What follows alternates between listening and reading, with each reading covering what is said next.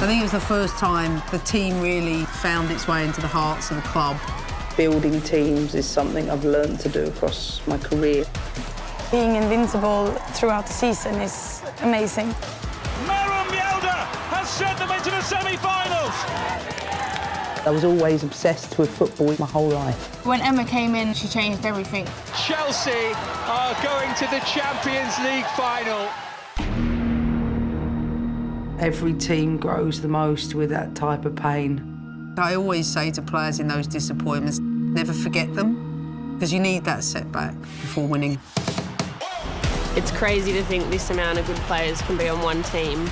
We can't settle for the trophies we've won. We want to win even more. I don't look back with any regret. I'm exactly where I should be.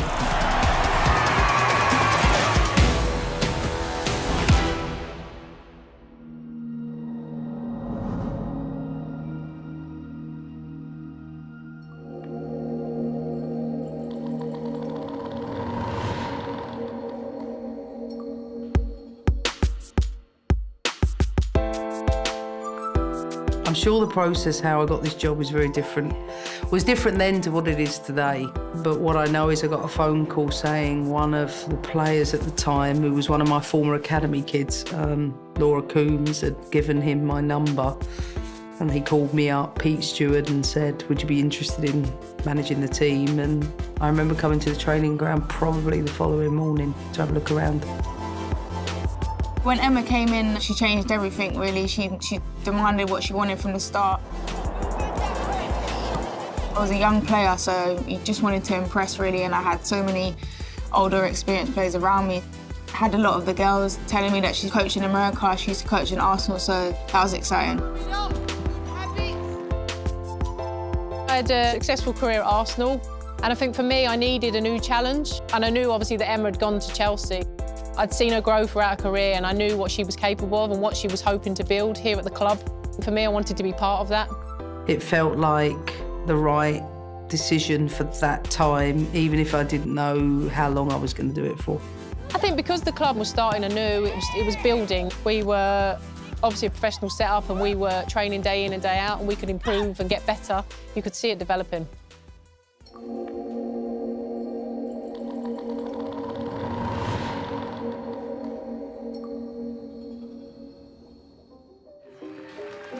First of all, I don't think you can really appreciate the circumstances around that game. You're playing in a game where 3 or 4 teams could have won the league. It was a dangerous game, actually, because it was a game that we couldn't lose. We went into that game knowing a draw would be enough. It was a really tense game. Landed awkwardly here. Within 5 minutes, our backup goalkeeper, who got the start, because our first choice was injured, then goes down with a broken collarbone. Claire Farrow will make her Chelsea debut. What a time to do it. The goalkeeper who goes in after 5 minutes has barely played any football with us. Speculative, but accurate enough, and City are ahead. And we didn't do enough that day. Oh, that's a fantastic goal. It's all going horribly wrong. They blew it with the corner. Gilly flat, he buries the header. Game on again. Some things could have gone our way. G's round the back, she's kept it in, that's Williams, and it's not cleared yet, and Chelsea still pushing. That's Rachel Williams. It's not a goal. And we ended up losing. And the WSL title has slipped away. It was a devastating feeling. Ellie's in tears on the floor.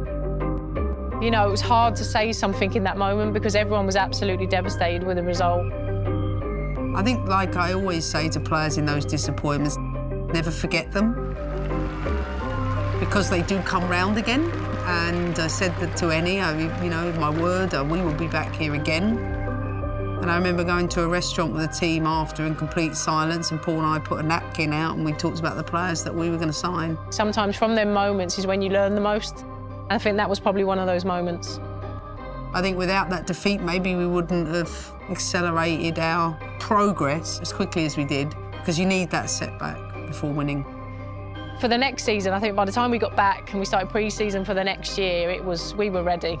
I think that every team grows the most with that type of pain. And, of course, we could say it's the championship that got away, but we weren't ready. And that's the bottom line.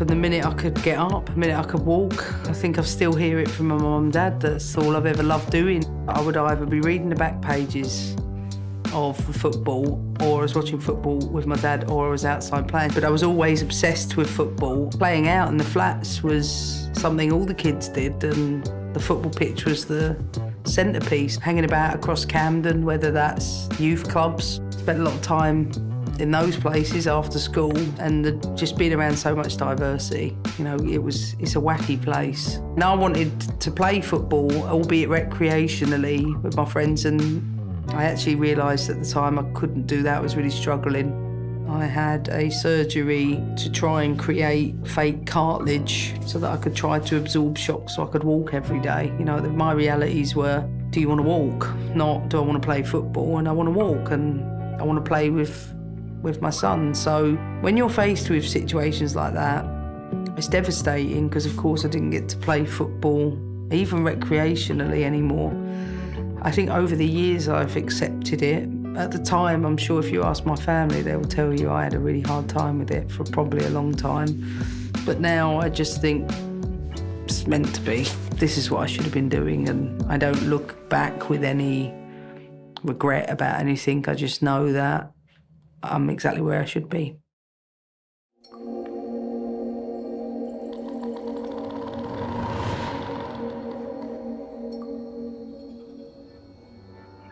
When I went to America, I had 10 plus years on and off coaching various different teams. The more I always reflect on it, I always think it's them 10 years that have given me the grounding. I was the analyst, drive around everywhere. I did everything, carrying my bag, balls, and certainly a world away from what I have now as a coach. But I think because of that, I learned every job. I think I had so much of a grounding because I coached from such an early age.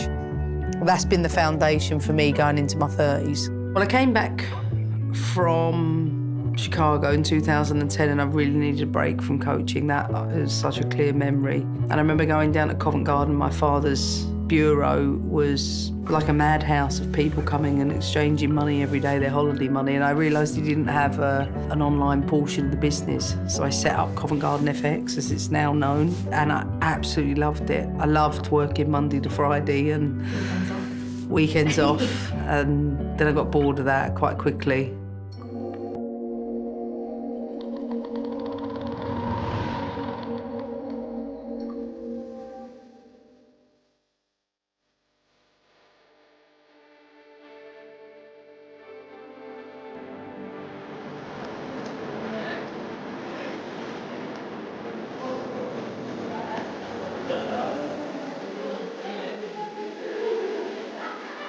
I took the players to the dressing room and to the stadium because I thought it was important to visualise the most important things prior to going there.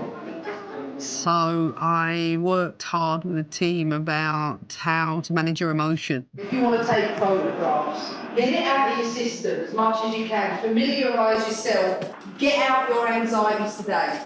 Good? Come on then, let's go. We didn't want to be too overwhelmed the next day. So we went the day before and just took it all in and took all your pictures that you needed. We was told where the family were going to be sitting and stuff. So I think that helped a lot of us just to ease the nerves a little bit. I don't want you looking there. That's the distracted part. This is our national stadium.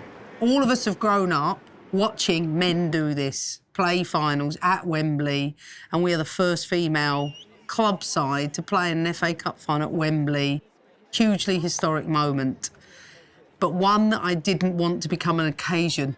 How much will it mean to this team to lift that trophy? Everything, you know, for a ladies section to have no trophies, to get our first one here at Wembley, I think would be a special day to remember forever.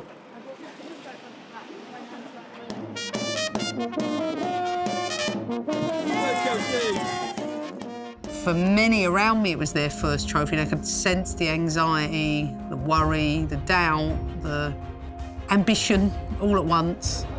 It was important for me, obviously, as the captain of that team, to manage everyone else around me, to make sure everyone else was OK, and just making sure that we were sort of calm and ready to go out and play.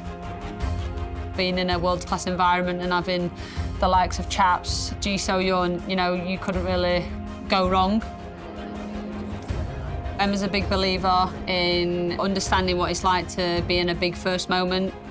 Our big first moment was an FA Cup final, a massive stage in a women's game, and for us as a club, yeah, Emma was a big believer in preparing us for the environment, the atmosphere, kind of the tension that was going to come with playing in a final, the emotions that come with that. And I remember Emma's last words were, don't look into the crowd, you know, you come out, you do the line-up, you look forward, you don't look into the crowd, you don't get caught, get the job done. And that I picked a spot for the team to focus on so that as soon as we walked out and as soon as the national anthem started, we focused on something that was to keep our minds set.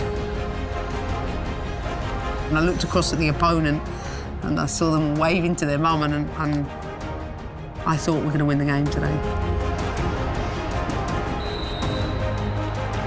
Luco on the move, she's round Telford.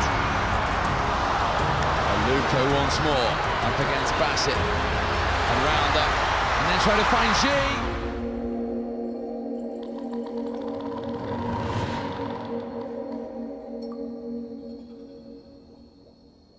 She came to the club, she had unbelievable talent, and she was so easy to get on with. Me and G, we call each other sisters. We played midfield together, so she made me do all the running, and she'd the one look pretty on the ball, so we always had a laugh about that.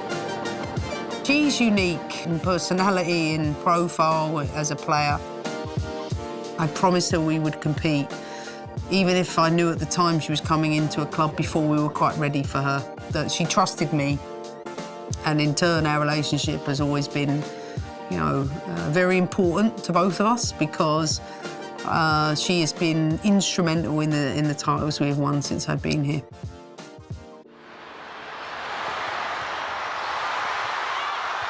try to find G, and G again, and Chelsea lead.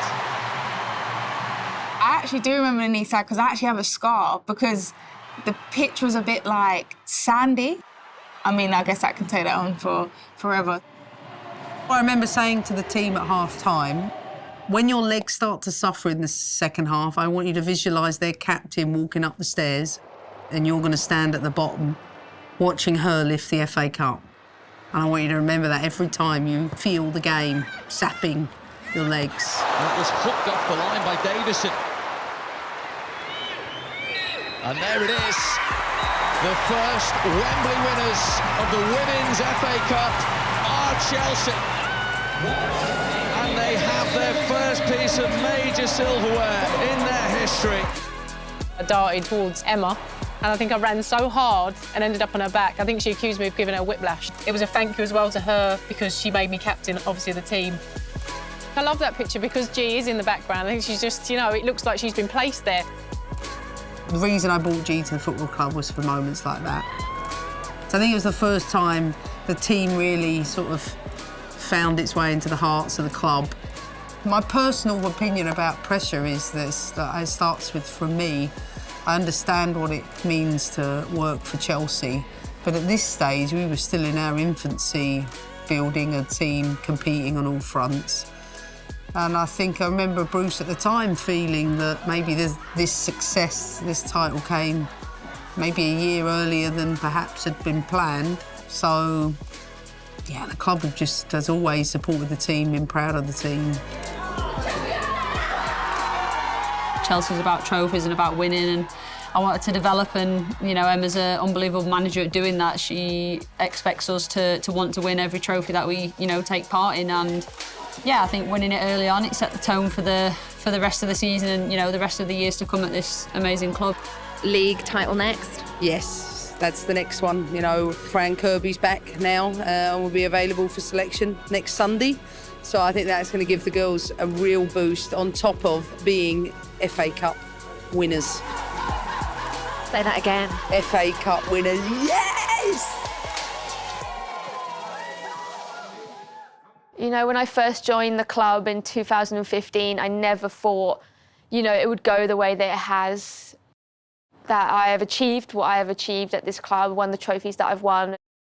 The day Fran made the decision to come here, she knew how much I wanted her to join the club, and every day she's here, she's a joy to be around. She wants to win at such a level that she hates anything that's mediocre amongst her teammates, and that will to win, that expectation, that standard is for me what Chelsea's about. For me, the big thing is the culture, the people that we have around one another, both staff and players. Emma expects that of every single signing she makes. You've got to be a good person to come into this environment, and that's what it is here. It is a family. It's not just words that we say in interviews. It's, you know, that's speaking from the heart. That is what Chelsea is. I think winning the first title is extremely difficult. Davison. Good work from her. This was too strong though. What a touch from G. Oh, fabulous. A real touch of quality. It's really, really hard to come from that high of winning the FA Cup to having to come back and play in the league games. But I think with football, you know, you have to keep going. You want to finish on a high. Chelsea have the champagne on ice, and if they hold their nerve, they should get the victory to clinch their first WSL title and, of course, the double. In comes across and it's 1-0. G gets the goal for Chelsea. Oh, it's a great effort by Kerghan. What a terrific goal to settle the title race. Blue is the colour. Champions of their name. We've shown that women matter, women's football matters, and women's football matters at Chelsea. I know for me, the minute it's over, I just want to usually go home, go to sleep, to be honest. Just want to recover. Because it's not the trophies that I'm interested in. If that was my motivator, then I probably wouldn't have been able to find that intrinsic motivation in myself, because it starts with me before I influence the team. My intrinsic motivation is improvement and progress and just players, people progressing. That's what I enjoy the most about the job. I've never experienced a night like that. Maren has been a superhero. Being invincible is amazing. I think we should be incredibly proud of ourselves as a club.